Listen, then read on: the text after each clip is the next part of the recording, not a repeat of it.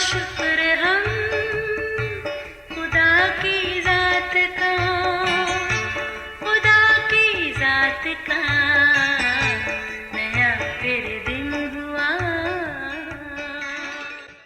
آج کی آیت، سو تو اس کے آئین اور احکام کو جو میں تجھ کو آج بتاتا ہوں ماننا، تاکہ تیرا اور تیرے بعد تیری اولاد کا بھلا ہو، اور اس ملک میں جو خداوند تیرا خدا تجھ کو دیتا ہے تیری عمر دراز ہو۔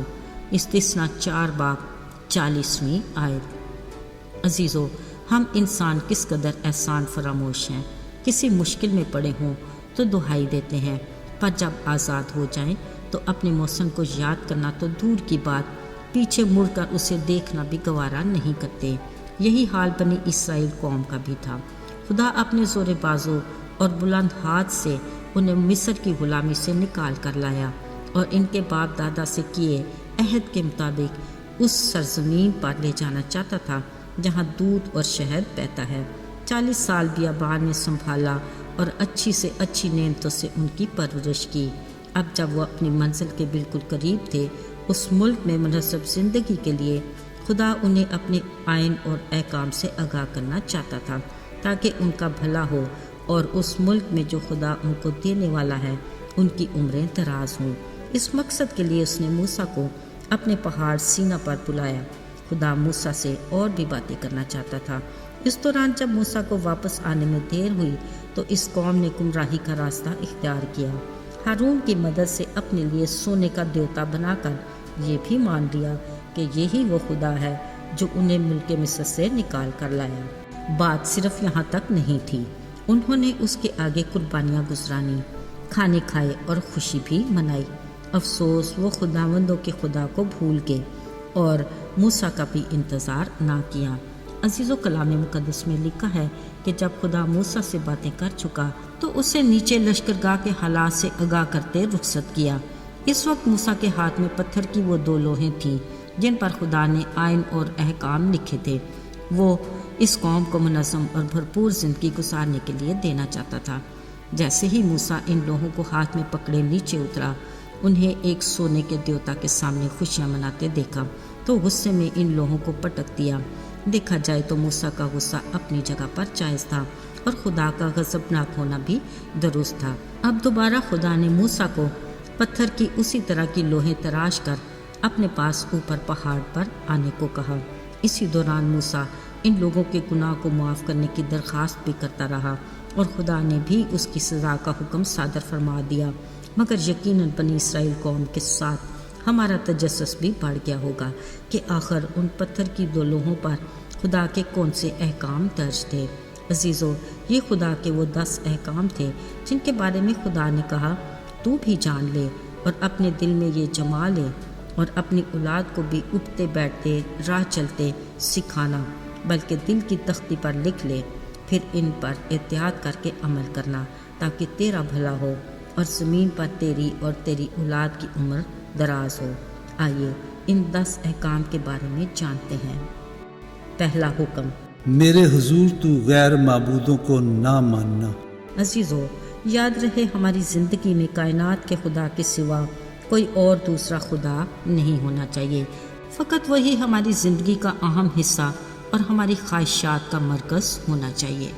دوسرا حکم، کوئی تراشی مورت نہ بنانا۔ ساتھیو، اس حکم کا تعلق بتوں کی پوجا سے ہے۔ اکثر ہم اپنے گناہوں کی مناسبت سے اپنے دیوتا بنا لیتے ہیں جن کا ہماری ذات اور احساسات پر خاص اثر ہوتا ہے، مثلا مال و دولت، کوئی کھیل، خوراک، نشاور ادویات، کوئی دوست، ٹی وی، فلم یا ہم خود بھی۔ یہ سب کچھ کسی نہ کسی طرح ہماری ذات کے لیے ہی بت بن جاتے ہیں۔ تیسرا حکم، خدا کا نام بے فائدہ نہ لینا۔ بے فائدہ سے مراد فضول میں غیر متعلقہ طور پر بولتے رہنا، بیکار بولنا، خدا کے خلاف ناحق کچھ کہنا، خدا کی قسم کھانا یا خدا کے نام کو بے ادبی سے یا پھر مذاق کر لینا۔ چوتھا حکم، سبت کا دن پاک ماننا۔ خدا نے ہمارے آرام کے لیے ہفتے میں 1 دن الگ کیا ہے۔ خود خدا اس کا عملی نمونہ ہے۔ انہوں نے 6 دن میں پوری کائنات کو تخلیق کیا اور 7ویں دن آرام کیا۔ ہفتے کا پہلا دن یعنی سبت اتوار کا دن ہے۔ یہ دن خدا کی طرف سے مقرر ہے کہ ہم خدا کی شکر گزاری اور عبادت کے لیے اضافی وقت گزاریں۔ 5واں حکم، اپنی ماں اور باپ کی عزت کرنا۔ ہمیں غیر مشروط طور پر اپنے والدین کی عزت کرنی چاہیے۔ ان کا احترام کرنا ہمارا فرض ہے، کیونکہ خدا نے انہیں ہماری سرپرستی کے لیے رکھا ہوا ہے۔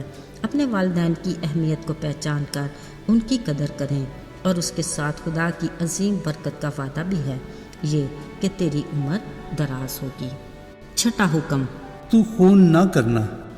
عزیزو، روایتی طور پر اس حکم کو یوں لکھا گیا ہے کہ تو خون نہ کرنا۔ ویسے عبرانی میں قتل اور خون کے لیے مختلف الفاظ استعمال کیے جاتے ہیں۔ تاریخ میں قائن کا اپنے بھائی حابل کے قتل کا پہلا ریکارڈ ہے۔ اس طرح کے سلسلے آج تک جاری ہیں۔ خدا کے کلام کے مطابق بھائی سے عداوت رکھنے والا بھی خونی ہے، اور کسی سے نفرت یا حد سے زیادہ غصے کرنے والا بھی خدا کی نگاہ میں خونی جیسا ہے، کیونکہ وہ ہمارے باطن اور ظاہر کو جانتا ہے اور ہمارے خیال اور عمل پر نگاہ رکھتا ہے۔ 7واں حکم، تو زنا نہ کرنا۔ بری خواہش کرنا اور کسی پر بری نگاہ ڈالنا بھی زنا کے زمرے میں آتا ہے۔ فحش فلمیں دیکھنا اور ایسی موسیقی جس سے زنا کی خواہش بیدار ہو، وہ بھی زنا ہے۔ 8واں حکم، تو چوری نہ کرنا۔ امتحان کے دوران نقل کرنا، انکم ٹیکس چرانا، دوران ملازمت مالک کا وقت چرانا، ماں یا باپ کے پرس سے بغیر بتائے پیسے لینا بھی چوری میں شامل ہے۔ پھر ڈاکہ یا نقب لگانا بھی چوری ہی تو ہے۔ 9واں حکم، تو پڑوسی کے خلاف جھوٹی گواہی نہ دینا۔ عزیزو، عدالت میں بیان حلفی جھوٹ کے طور پر بولا جاتا ہے۔ سچ کو طویل بیان کرنا بھی جھوٹ ہی ہے۔ جعل سازی بھی سراسر جھوٹ ہے۔ یاد رہے، خدا کے کلام میں جھوٹ بولنے والے کا باپ ابلیس ہے۔ خدا جھوٹ کے بارے میں انتہائی سنجیدہ ہے، جس کی سزا دوزخ کی آگ ہے۔